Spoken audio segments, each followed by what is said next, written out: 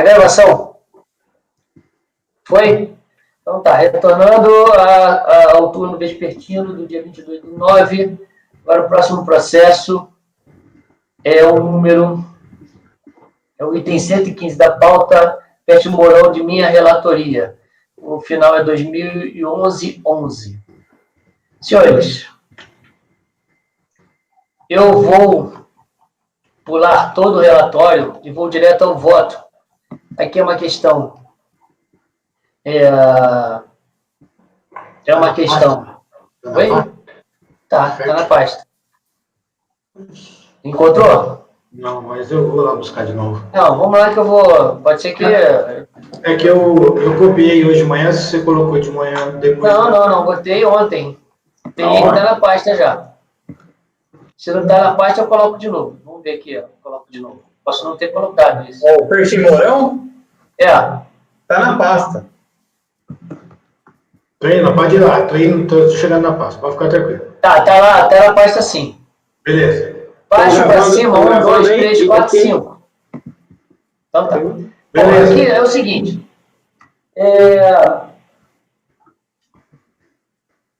Aqui é o seguinte.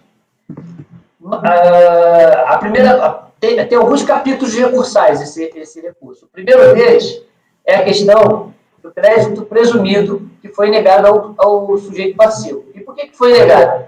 Foi negado porque a autoridade fiscal entendeu que o sujeito passivo não era agroindústria, e sim um cerealista. E como cerealista, ele não fazia jus ao crédito presumido. Aí aqui, vamos lá, como ele não traz nenhum documento em nada no recurso voluntário, basicamente, eu estou reproduzindo algumas coisas da DRJ, até que porque foi muito bem feita essa DRJ, eu gostei. Aqui ele traz a história do crédito presumido, tudo bonitinho, eu vou me abster de ler.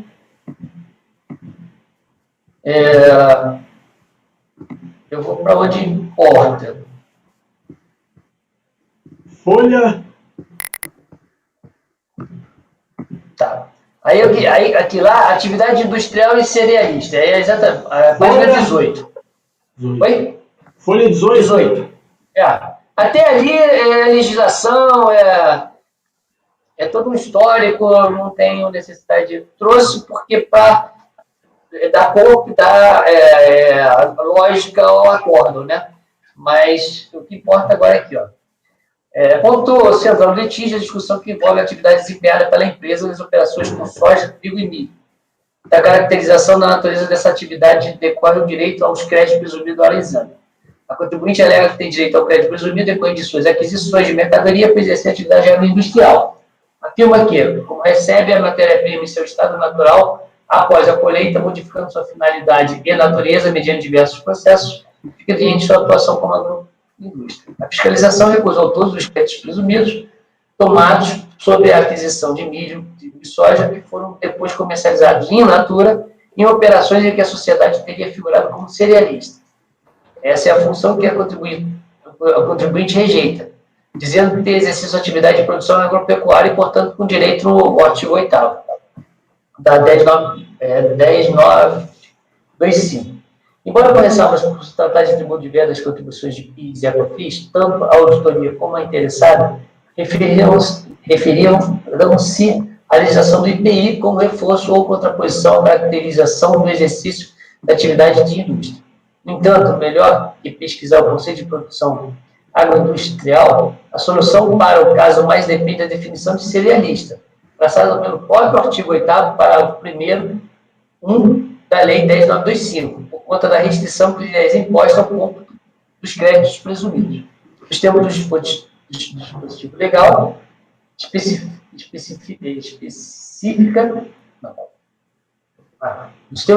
especifica a possibilidade de apuração de crédito presumido para a agroindústria. Cerealista se define pelo exercício cumulativo das atividades de limpar, padronizar, armazenar e comercializar os produtos de natura de origem vegetal, classificados nos códigos da NCM.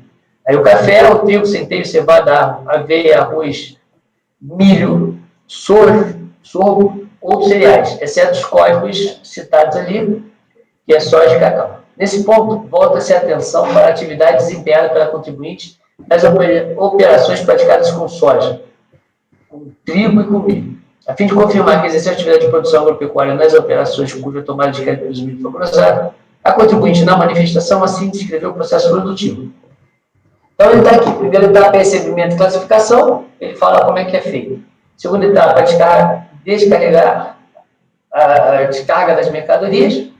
Terceira etapa, pré-limpeza dos grãos. Quarta etapa, secagem. Quinta etapa, pós-limpeza. Sexta etapa, armazenagem e controle.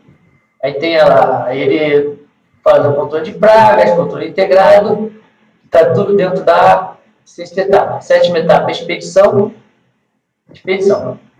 Então, essas aqui são as etapas da produção do sujeito passivo. Tá.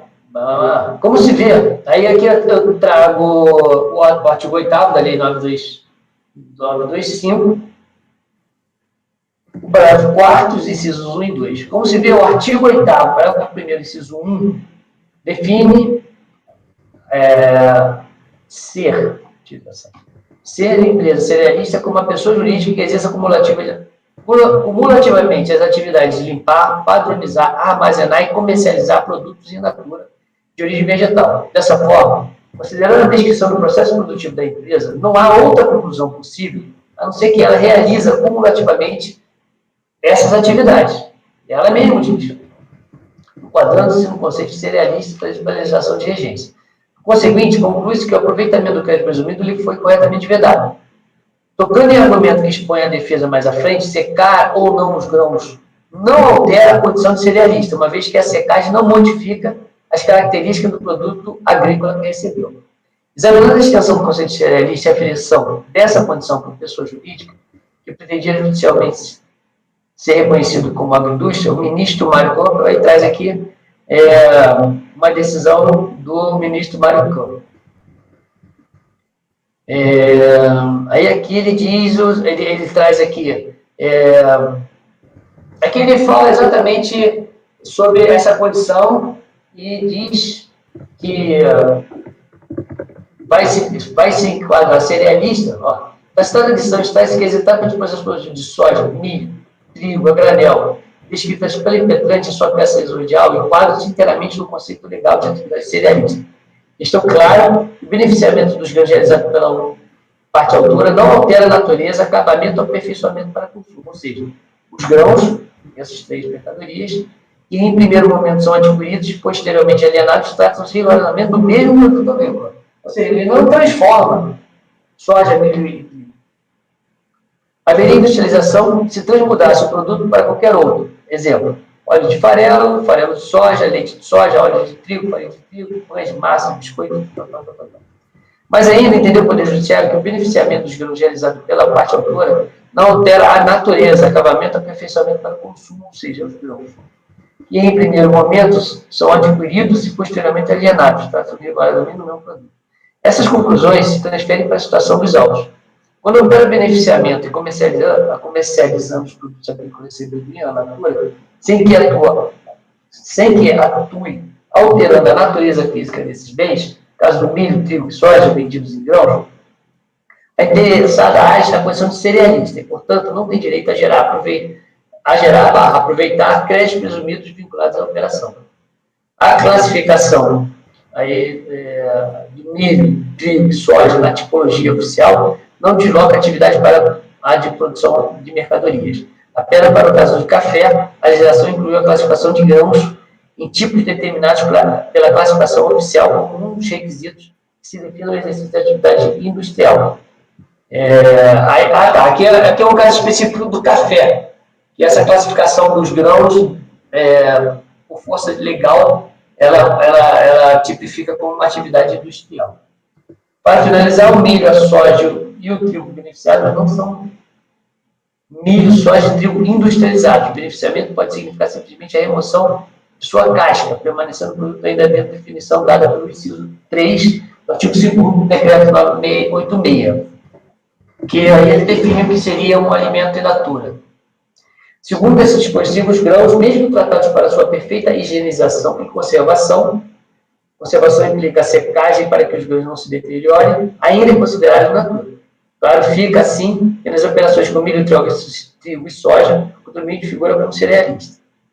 A auditoria recorreu a 3 outras situações para reforçar a conclusão a que chegou acerca da impossibilidade de apuração de crédito presumido pela contribuinte. Aqui, então, em resumo, a autoridade fiscal ratificada pela DRJ entende que a atividade do contribuinte não é de agroindústria, sim de um cerealista. Por isso, ele não faria jus ao crédito presumido. Agora, eu vou votar tudo e depois a gente passa pelas divergências, pode ser? Análise da atividade com base nos CFAPs. Primeiro, analisou os códigos CFAPs empregados pela contribuinte no registro de suas entradas e saídas, concluindo que os CFAPs utilizados referem-se a operação de revenda de bens, comércio, portanto, não produção. A contribuinte alega excesso de formalismo por parte da auditoria, gera erro na contabilização. Tá. Então, aqui, na verdade, o que ele está falando? Ele está mostrando que até na contabilização daqueles grãos foi utilizado como revenda e não produto. Outro ponto mencionado no termo de consideração como impeditivo à aplicação do artigo 8º diz respeito ao destino dos produtos. Entendeu a fiscalização que os bens não atenderam à condição prescrita no caput do dispositivo como requisito para a geração de crédito presumido, que é o da destinação para alimentação humana ou animal. Isto porque, diz a autoridade, a empresa promove a exportação direta e indireta, não destinando os bens, portanto, à alimentação humana ou animal. Em contraste, diz textualmente a defesa aqui, a expressão destinação não é sinônimo de seja própria para alimentação humana ou animal. É fato que a soja e o milho beneficiados serão destinados em larga escala para alimentação humana ou animal, pois depois de beneficiados seguirão para a indústria de óleo, farelo e alimentos. No entanto, não foi a intenção do legislador condicionar o crédito ao destino final do produto. A contribuinte tem razão quando afirma que a legislação não estabeleceu que a venda de produtos mencionados no artigo 8º tem que se dar necessária imediatamente para o consumo humano ou animal. De fato, a melhor leitura de condição prevista no artigo legal não leva a concluir pela restrição à comercialização dos bens produzidos com os insumos de origem vegetal ou animal. A condição é que sejam destinados à alimentação humana ou animal, ainda que numa fase posterior da cadeia de produção. Ocorre que, especialmente o milho e a soja, pode ser destinado à fabricação de produtos que não sirvam para alimentação humana ou animal. Podem ser, por exemplo, empregar a alimentação de óleos, carburantes ou biodiesel. Situação que não daria direito à apuração de crédito presumido nos termos do artigo informa. No entanto, é de todos dispensável a pesquisa sobre a destinação do tipo da soja do milho comercializado, já que a contribuinte se caracteriza como cerealista, se desempenhar, portanto, atividade de produção, outro requisito que é a tomada de crédito presumido estabelecida pelo caput do artigo 8º. Nota-se, arrematando a discussão sobre a caracterização da contribuinte, sobre a caracterização da contribuinte, que a condição cerealista se evidencia por todos os elementos trazidos pela fiscalização e sustentados pela legislação, sendo dispensável qualquer procedimento adicional de diligência ou perícia técnica a confirmação dessa condição. Restrição ao aproveitamento do crédito presumido. Mais atrás desse voto, a fim de apresentação da evolução da legislação do ditado. Deixa eu ver se importa. Tá.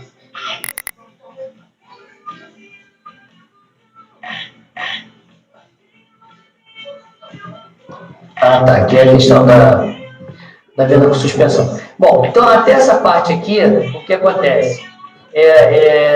A DRJ, além de ser cerealista, ela pontuou outros indícios e outras vedações que inviabilizariam o crédito presumido, seja ela por uma utilização do CFAP próprio de revenda, seja ele porque não estava claro nos autos de destinação para consumo humano, mas para ela e para mim também bastava parar na parte do cerealista. Agora essa segunda parte aqui é a restrição ao aproveitamento dos créditos presumidos. Mais atrás desse voto, ao fim de apresentação da evolução da legislação que trata dos créditos previstos para a indústria, foi possível concluir que as cerealistas figuram como fornecedores de insumos in natura, sem direito à apuração de crédito presumido sobre a aquisição dos insumos agropecuários que serão beneficiados e depois revendidos. Por outro lado, as operações de venda à pessoa jurídica tributada pelo lucro real e industrializa o insumo agropecuário para alimentação humana ou animal, nos termos do artigo 8º, a cerealista não arca com as contribuições para o PIS e a COFINS, em razão da suspensão prevista na mesma lei em seu artigo 9º. Lembra a manifestação da conformidade que o artigo 17 da 1133 autorizou a manutenção pelo vendedor dos créditos vinculados às vendas efetuadas com suspensão, isenção alíquota zero. Por sua vez, abriu a possibilidade de ressarcimento ou compensação dos créditos acumulados no artigo 17 da 1133.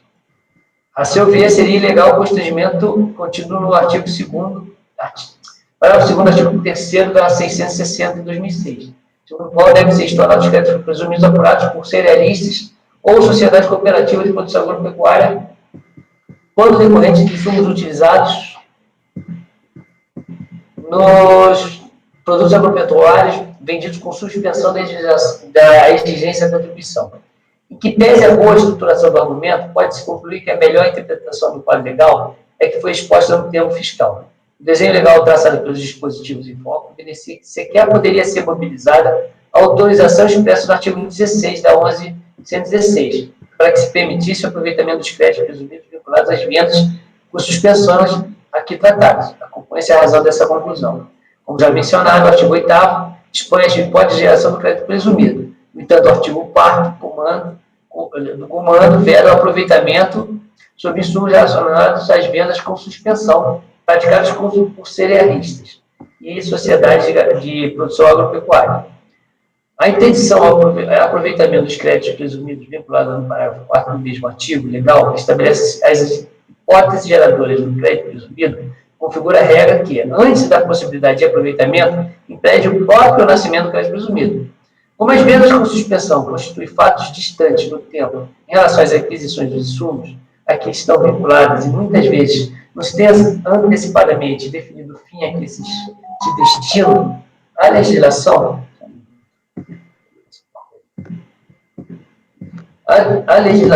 exige que os créditos eventualmente apurados sejam cancelados. Isso porque, a rigor, sequer poderiam ter nascido. O efeito almejado é que estes créditos não deveriam ter sido gerados. Esse mecanismo veio a ser explicitado em norma infralegal, a IN 660/2006, que eu reproduzo e não vou cumprir.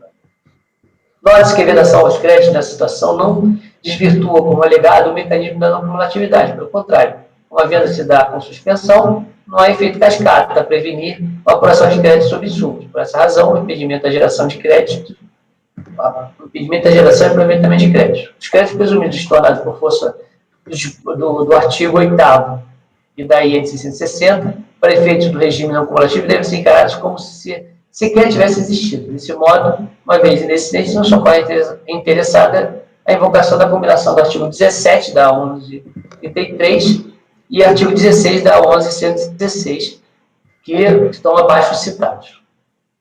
Como se vê, a possibilidade de manutenção de créditos aberto pela 1133 e a hipótese de ressarcimento e compensação pela 1116 pressupõe que os débitos tenham sido gerados. Só se pode manter o que existe, o que não ocorre como visto na situação dos autos. De toda forma, a despeito do esforço na definição do alcance dos dispositivos, é necessário lembrar que a esfera administrativa, por meio do parágrafo 2º do artigo 3º da 660 de 2006, fixou a interpretação que vincula as autoridades fiscais no sentido de vedação do aproveitamento dos créditos presumidos quando decorrente da aquisição dos insumos utilizados nos produtos agropecuários vendidos com suspensão da exigência das contribuições para sociedades cooperativas de produção agropecuárias e outras entidades. Então, diante de todo esse exposto, eu entendo que a recorrente exerce a atividade cerealista e, por esse motivo, ele não faz jus ao crédito presumido do PIS/COFINS. Aqui, a discussão, uma vez tendo crédito presumido, era aquela discussão se pode ressarcir e compensar. Ora, mas se eu parto do pressuposto que ele não é cerealista e não tem crédito presumido, logo entendo que essa discussão restou prejudicada. Aquisição de combustíveis. Vocês querem votar por parte? Não, vamos lá. Defende a recorrente que os combustíveis adquiridos pela contribuinte são insumos utilizados na frota de veículos tem vínculo direto nas atividades da empresa, servindo para transporte de produtos e insumos entre estabelecimento do contribuinte e na prestação de serviços de transportes da terceira. Apenas por litígio posto nesse capítulo, se estira a interpretação das leis que instituíram. Aí aqui a gente fala sobre insumos, trago o brilhante voto que foi feito com maestria, profundidade didática, feito pelo doutor, conselheiro doutor José Renato, e pulo lá para a página 29. Retornando aos autos, segundo consta no termo de verificação fiscal, a recorrente foi intimada mais de uma vez para apresentar documentação que detalhasse o uso do combustível. Contudo, não houve resposta. Em função desse fato, a fiscalização realizou rateio de custos de combustível em função da participação da receita de prestação de serviços na receita bruta e deferiu o valor do crédito correspondente. Na fase recursal, a recorrente decidiu alegar que, abre aspas, os combustíveis adquiridos pela contribuinte são insumos utilizados na frota de veículos e têm vínculo direto nas atividades da empresa, servindo para o transporte de produtos e insumos entre o estabelecimento do contribuinte e na prestação de serviços de transporte a terceiros. Fecho aspas. Contudo, não apresentou nenhum documento provante. Esse processo trata de pedidos de ressarcimento de crédito oriundo da não cumulatividade de PIS/COFINS. Nesse caso, vamos da prova cabe ao sujeito passivo, pois é ele quem alega possuir o direito. Como nada foi provado pela recorrente, mantém o procedimento adotado pela fiscalização para quantificar o valor do crédito referente aos combustíveis. Essa senda nega o provimento do recurso a esse capítulo recursal. Então, veja, não tem um documento para provar a utilização dos combustíveis. Então, o que a fiscalização fez? Ela fez um rateio de acordo com a participação da Receita na prestação de serviço. E deu alguma coisa. Eu não posso piorar, eu não sei se não posso discutir se esse rateio está certo ou errado para derrubar o rateio. Até porque eu pioraria a situação. Mas foi a maneira que a fiscalização fez para pagar, para dar algum combustível. Reajuste da base de cálculo. Conforme anunciado, a recorrente também reproduziu. E aí ela discute aqui o quê? Aqui. Ao longo do procedimento fiscal, a fiscalizada foi intimada a comprovar, entre outros fatos, a efetiva exportação. Entretanto, nem todas as exportações foram devidamente comprovadas, o que resultaram mudanças na base de cálculo de PIS com fluido não cumulativo, pois aquelas operações não comprovadas dentro da receita bruta foram deslocadas. Ou seja, aquelas tidas como exportações que foram devidamente comprovadas, assim permaneceram, mas as não comprovadas foram excluídas do montante exportado e a fiscalização as migrou para a venda com suspensão, quando se comprovou que a Fertimorão possuía as declarações na forma do artigo 9º emitidas por seus clientes, que possibilitavam a sua inclusão como venda de suspensão. Aquelas operações escrituradas como exportadas, mas que não foram comprovadas, e a fiscalizada não possuía as declarações mencionadas no parágrafo precedente, foram pela fiscalização deslocadas na condição de exportadas para a nova composição da base de cálculo tributável do PIS/COFINS, não cumulativo. Os valores que compõem a receita bruta foram obtidos por exames da DACOM e memorial de cálculo apresentado pela fiscalizada.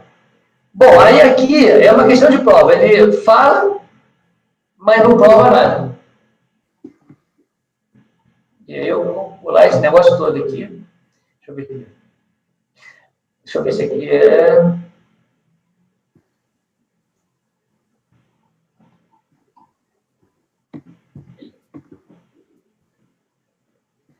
Eu vou lá para o final, no finalzinho ali, lá na página 35, que fala assim, percebe que a aplicação retroativa para o artigo 19 da IN, dessa IN aqui, que é, qual é a IN? IN 977, né? IN 977. O dispositivo a ser complementado que redireciona a condição para a suspensão da incidência da contribuição, pois, por sua vez, o artigo 21, cuja produção de efeitos se dá a partir da IN 977. Assim, concluindo o tema, uma vez ausente a declaração dos adquirentes dos insumos por ele utilizados na produção das mercadorias referidas no artigo 8º, de que se sujeitavam aos IRPJ com base no lucro real, foi correta a inclusão efetuada pela auditoria na base de cálculo PIS/COFINS das receitas escrituradas como exportação, mas cuja venda ao exterior não foi comprovada. Ah, tá. Aqui é o seguinte.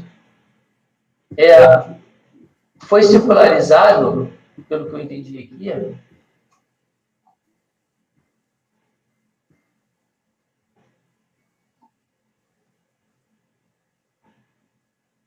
Ah, tá. Ou seja, para vigiar a presença da declaração do cliente. Tá. Ou seja, o contribuinte foi intimado para apresentar também essa questão das pessoas que adquiriram as mercadorias estavam sujeitas à tributação do lucro real. Só que nada foi apresentado, na verdade. Toda essa segunda parte aqui, todo esse capítulo referente à exportação não comprovada,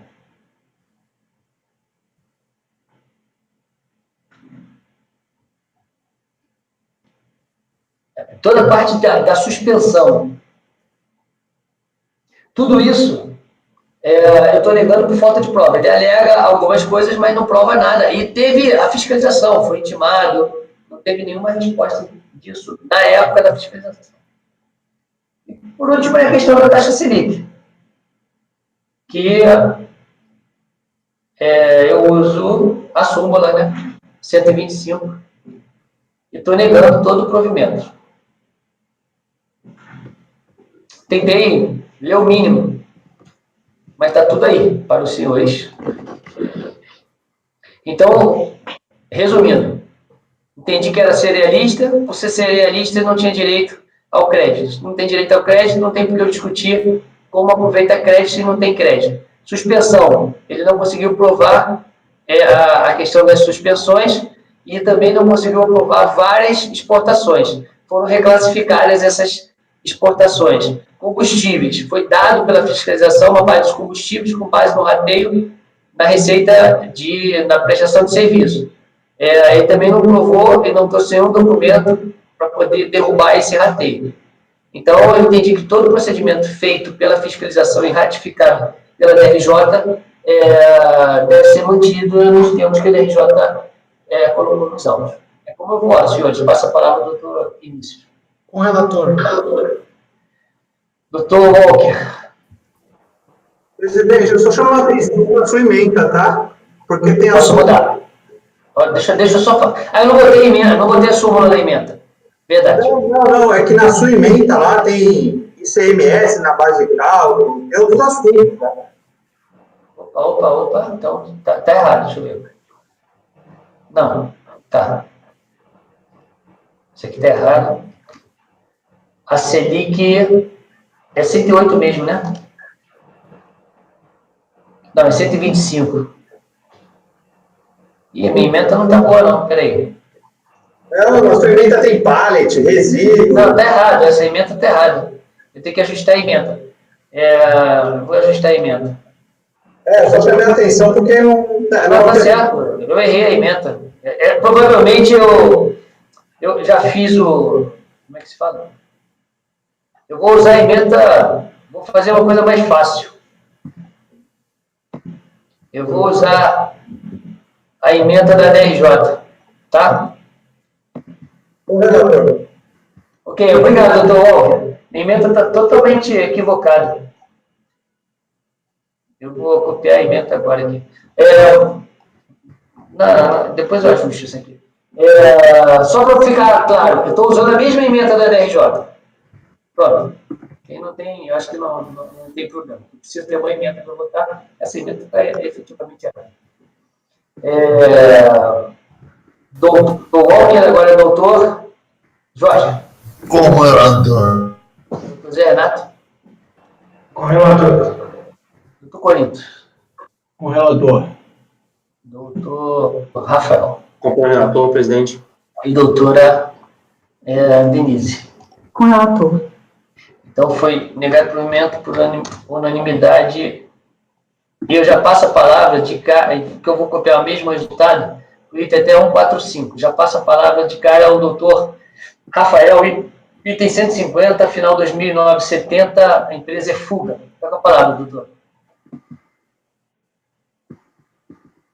Presidente, vou fazer uma adequação aqui. Os processos, né, os 4 primeiros são sobre um assunto e o último, o final 69, é sobre um assunto absolutamente diverso.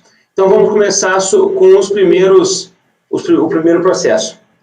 ok? Que é Ok. a respeito de créditos. Deixa eu ver se eu abri o processo correto aqui. Final. Não, ok, esse aqui. Presidente, esse processo, meus colegas, esse processo foi o seguinte: uma empresa, essa Fuga Couros, Qual é o número que você está falando? Qual é o número do eu processo? estou usando o final 70, mas tanto o final 70, 93, 27 ou 61 são iguais. Só mudam o período. Só para esclarecer, final 70, COFINS, segundo trimestre de 2008, no final 93, COFINS, quarto trimestre de 2008, 27, PIS, segundo trimestre de 2008, e 61, PIS, quarto trimestre de 2008. Então, fica bem delimitado agora a diferença dos processos. Já vi um erro aqui na minha ementa, porque entrou no automático, entrou imposto de renda, mas não é, o resto está correto. Esse processo aqui, a empresa ela teve créditos, ressarcimento de créditos negado, pelo argumento de que essa empresa Fuga Couros, ela teria adquirido os produtos que geraram crédito de uma empresa laranja, que era uma empresa alegadamente do mesmo grupo econômico, que todas elas fizeram parte de uma operação Grandes Lagos, uma operação aí em Mato Grosso, que quem é de Mato Grosso deve conhecer melhor essa operação.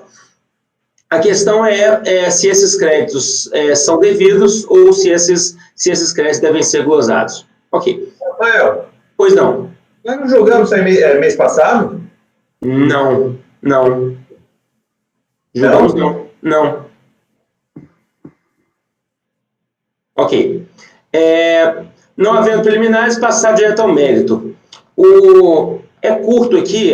O mérito é o seguinte: a recorrente, a unidade e a DRJ alegam que os créditos não podem ser utilizados porque a empresa, a empresa que vendeu as mercadorias, ela é uma empresa que faz parte do grupo econômico, o grupo econômico que gerou a Operação Grandes Lagos. Só que a recorrente, quando ela junta documentação para provar que houve a operação, ela não junta a comprovação da operação, ela junta documentos mostrando alegando que a Pantaneira, que é a empresa vendedora dos produtos, ela realmente existe e é uma empresa que não é uma empresa fantasma, que é uma empresa que não faz parte do grupo, é uma empresa real, uma empresa que tem atividade, que tem vida própria. Então, ela junta processo judicial, ela junta acordos judiciais, junta vários documentos demonstrando ou alegando que a empresa Pantaneira ela não faria parte do grupo econômico. Todavia, a questão dos autos não é essa. O que a Fuga Couros deveria ter demonstrado nesse processo é que as operações efetivamente ocorreram, e não que a empresa Pantaneira, que os créditos foram glosados, ela é uma empresa que existe, tem vida própria e que não é laranja. Então, eu entendo que a Fuga Couros não se desincumbiu do seu ônus de demonstrar que as operações efetivamente ocorreram. E aí eu utilizo o nosso entendimento desse colegiado de que caberia à recorrente, tanto é que ela trata a sua manifestação de conformidade até como uma impugnação. Então, eu entendi que nesse processo, ela não desincumbiu do ônus de demonstrar que as operações ocorreram. Por isso, nega o provimento a recurso voluntário, presidente.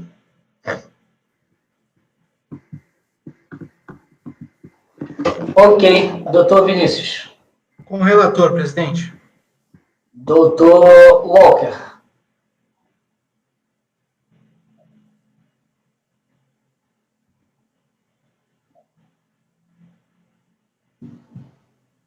Doutor Walker. Saiu.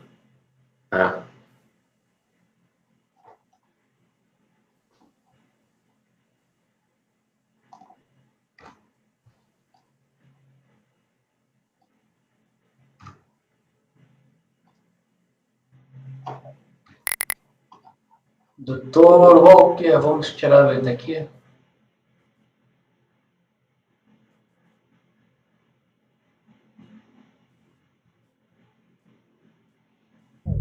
Alô? Vocês estão aí?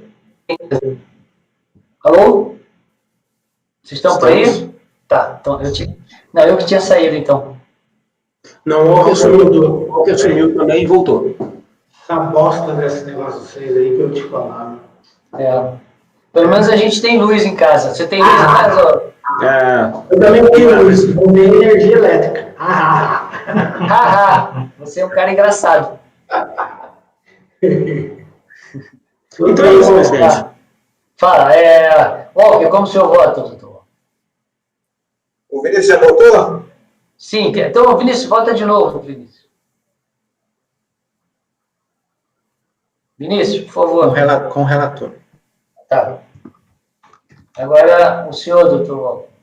Eu acompanho o relator. Eu lembro que nós julgamos um caso aí de algumas empresas envolvendo essa operação. Walker, já julgamos sim. Já julgamos, mas curiosamente eu fui analisar o nosso entendimento sobre essa questão para identificar se havia já alguma linha de raciocínio, mas essa Fuga Couros e essa empresa Pantaneira e essa outra empresa também desse legado Grupo Frigosul, a gente julgou o processo deles, mas nenhum referente a esse caso específico. Eram todas coisas distintas. Corinthians foi relator de alguns. Acompanho o relator. Ok. Acompanho o relator, então agora o doutor Jorge. Cadê o doutor Jorge? Sumiu o doutor Jorge. Vamos esperar o doutor Jorge voltar. Quando chega na hora de votar, cai. Doutor Jorge, é o senhor, doutor Jorge? Com relator. Ok. Doutor Zé Renato. Eu vou com o relator. Do Corinthians era Fuga Couros e Trolândia Limitada. É a mesma coisa? Mas não diz sobre isso, não. Era outra coisa. Mas volta para o relator. Não é engano, amigo. Doutor Corinto. Acompanha o relator. Ok. Doutora Denise. Com o relator, presidente. Eu também voto com o relator. Então, esse a gente votou foi o 150, não é isso, Rafael? Exato, que se aplica aos processos final 70, o 70, final 93, final 27, final 61. Que é o 151, que é o 152, que é o 153. E agora o final 69 é algo O final 69, tá. totalmente diverso. Vamos lá. Nesse processo, esse processo, ele trata de a exigência de multa equivalente ao valor aduaneiro de uma mercadoria sujeita à pena de perdimento na exportação. Eis que não foi possível a sua apreensão, pois exportada em razão de permissão concedida por medida judicial. A empresa pretendeu exportar uma mercadoria, a fiscalização identificou que a mercadoria que pretendia ser exportada não era a mercadoria que era alegada, era um tipo de couro, e aí, que era diverso daquele alegado, foi aplicada a punição. A recorrente, na época, então, ajuizou a medida judicial, conseguiu uma autorização judicial para exportar a mercadoria foi exportada, posteriormente, a decisão que autorizou a exportação, ela caiu, ela foi alterada pelo Tribunal de Justiça, e com isso, a fiscalização, ela exige da recorrente o multa e a equivalente ao valor da mercadoria da perda de perdimento, que não pôde ser aplicado o perdimento porque a mercadoria já tinha sido exportada por força de decisão judicial. Tá ok? Ok, esse é o relatório. Esse é o relatório. Então vamos ao voto. Isso. Agora, vamos lá. Esse processo tem bastante admissibilidade. O recurso voluntário tempestivo, ok. O primeiro argumento é a confiscatoriedade e desproporcionalidade da punição, incompetência CARP, súmula 2. Ok, alegação de confiscatoriedade e desproporcionalidade. Segundo argumento, a aplicação da pena de perdimento no caso concreto. Calma.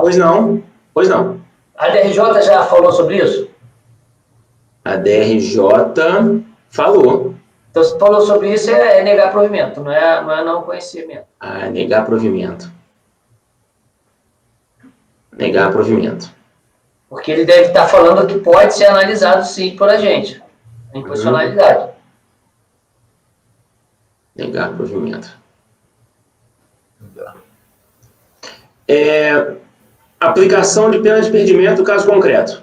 Posso adentrar nesse capítulo? Pode? A recorrente alega que a punição é indevida em razão da falta de tipicidade. Ok. O problema é que quando a recorrente ela pediu ao Poder Judiciário para ele se manifestar sobre essa matéria, o Poder Judiciário adentrou na questão da classificação da mercadoria. Busca impetrante através do presente mandamos, liberação de mercadoria apreendida. No caso, vai ressaltar que os fatos ocorridos, o pagamento de tributo, e aí o Judiciário adentra no mérito que é possível que o erro na classificação ensejaria a pena de perdimento. Então, o Judiciário adentrou, eu entendo que é a concomitância. Tá, então você está falando o seguinte, até parecido com aquele caso. Exatamente, aquele caso mais cedo. Aquele caso, não, mais cedo não, mas foi o caso do vinho. Ele está falando que é a pena de perdimento, ou seja, ele vai decidir se existe ou não a pena de perdimento aí, é isso?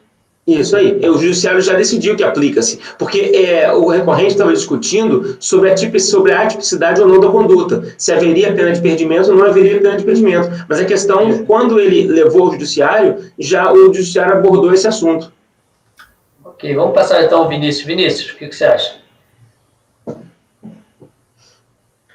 Concordo. E o Walker? Não estou ouvindo. Só um minuto, por favor. Sim, sim. Esse é o último, não tem pressa. Judão, Oi. eu poderia me manifestar, porque eu Pode? eu acho que o Walker e os demais colegas, eu lamento dizer que a coisa não é tão simples assim. Empreender muito esse assunto na DRJ, inclusive eu tinha uma opinião idêntica ao Rafael no começo, batia no Carlos, o Carlos mandava voltar, porque o Carlos não reconhecia a concomitância. Por quê? Porque o que o autuado está discutindo na visão do Carlos da época, aqui não é a classificação da mercadoria, mas o rito da pena de perdimento. A pergunta é, cabe o rito da multa equivalente ao valor do aduaneiro? É isso que ele quer saber. Foi aplicada a multa. E ele está perguntando, pelo que o Rafael disse, cabe esse rito aqui? Por que foi aplicada a multa? É o que ele quer saber. A pergunta é essa. A multa cabe? Entendo que não. Por quê? Porque a lei prevê 3 hipóteses. Não localização, consumo ou venda da mercadoria. É claro que você não consegue enquadrar nenhuma dessas 3 hipóteses.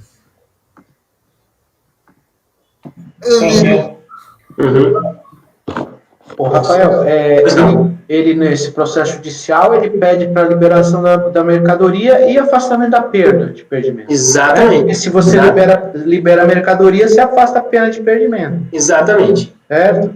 E ele usa os mesmos argumentos, Vinícius. Ele usa os mesmos argumentos, esse que deveria ter sido aplicado no regulamento aduaneiro, o artigo 718.2, que tem sanção mais branda. E eles estão totalmente na esfera judicial. Atenção, ele está desviando a pena de perdimento.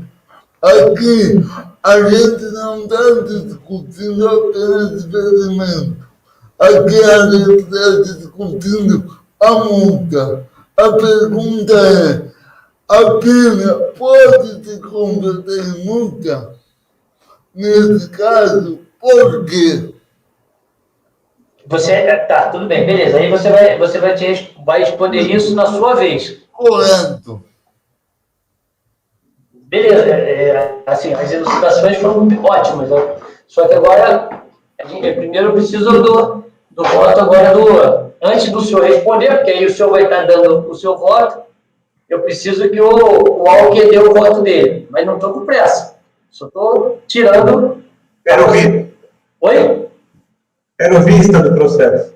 Ok, então continua. Como é que o senhor vota no final de tudo? Deixa eu ver. Presidente, eu entendo que esse argumento da aplicação do impedimento é concomitância, que a punição seria indevida em razão do pagamento de imposto de exportação também é concomitância. Então, eu acabo essa fase, depois ele alega prescrição intercorrente, eu aplico a súmula CARF número 11 e não há matéria de mérito. Não há matéria de mérito? Não há matéria de mérito, porque o mérito foi todo... Não, o mérito há sim. A inconstitucionalidade, a possibilidade de inconstitucionalidade. Porque você está negando o provimento. Exato. Tá. Essa próxima questão que você está aplicando concomitância não é matéria de mérito, porque ele está querendo afastar o mérito. Na verdade, depois desse alerta do Gilson, como houve manifestação da DRJ, a confiscatoriedade e desproporcionalidade virou mérito. Não, eu sei, tudo bem, o Gilson levantou essa questão. Estou agora me referindo a outra questão, é a questão da concomitância. Você está julgando que é concomitante, mas essa matéria que você está julgando concomitante não é matéria de mérito? É o mérito. Então, mas pela concomitância, eu nem conheço. Sim, mas... Não, depende. Não foi dado concomitância na DRJ, né? Não foi. Foi depois. A gente que está dando. Isso. Eu sei, tudo bem, você não conhece, isso tá de acordo. Agora, é que você fala assim, não tem matéria de mérito, e joga uma preliminar depois disso aí. É que está errado assim, o preliminar tinha que ir antes. Tem que trazer a preliminar antes, porque isso é matéria de mérito. Tudo bem que você não conheça, mas é matéria de mérito. Entendi, questão processual, isso seria mérito. Isso. Entendi. Bom, o senhor acompanha ele em tótum? Acompanho. Ele está não conhecendo em parte do recurso, na parte conhecida, alegando provimento, é isso? Isso. Tá. Então, vamos botar aqui, ó. O relator. Relator. Não conheceu.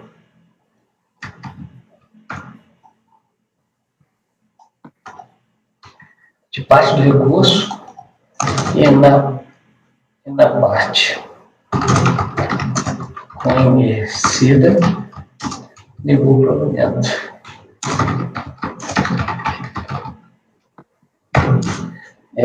Vinícius apanhou e pediu vistas. Só ajustar aqui. Provimento. O Alckmin pediu vistas. Ok, senhores. Com isso, a gente encerra a nossa pauta de hoje. Peço para que vocês suspendam a gravação.